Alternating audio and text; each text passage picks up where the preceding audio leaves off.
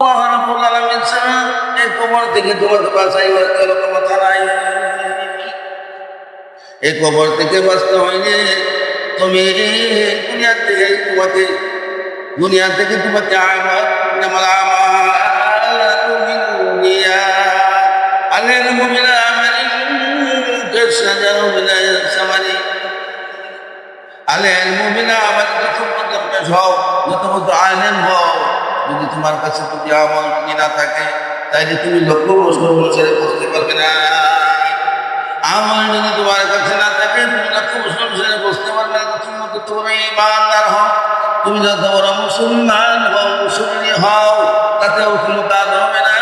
তোমার কাছে যদি আবু জাহেল মার্কা, আবু জাহেল মার্কা যা থাকে, তুমি যত বড় মুসলমান হয়ে যেতে পারো, কিন্তু তোমার কাছে আবু জাহেল তোমার কাছ থেকে দূর যদি না হয়, আবু জাহেল মার্কা মুসলমান যদি হও, তাহলে তোমার তোমার তোমার ইমানের দরকার হবে, ইমানের ত্রুটি হয়ে যাবে।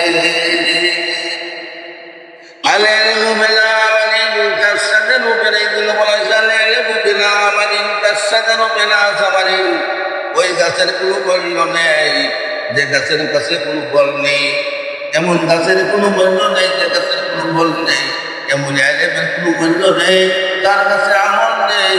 এই জন্য আমল গ্রহণ করতে হবে, আমল গ্রহণ করতে হবে, দ্বীন ইসলামকে গ্রহণ করতে হবে, সালাতকে ঠিকমতো আদায় করতে হবে, 5 ওয়াক্ত নামাজ পড়তে হবে, আল্লাহকে হাজির নাজির করতে হবে, আল্লাহকে হাজির নাজির করতে হবে।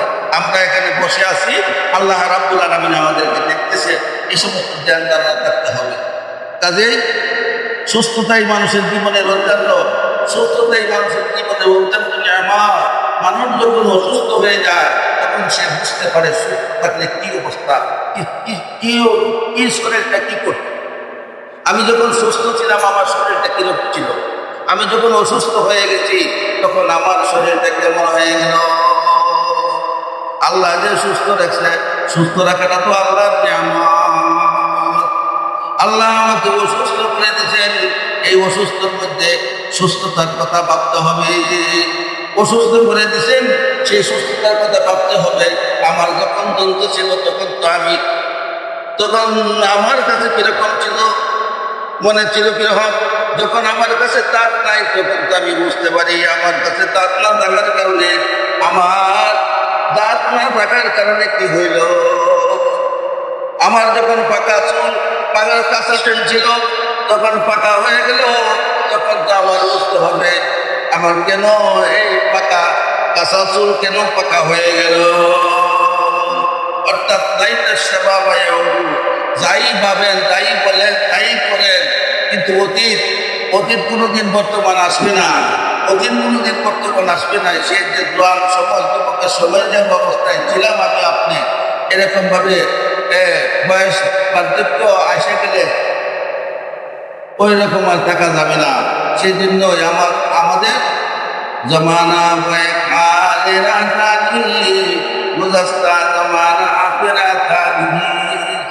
অর্থাৎ ভাবতে হবে আজকে আর আসবে না, তাই বুঝাস্তা জমানা পেরাতানি, অর্থাৎ গত করলে আর আসবে না।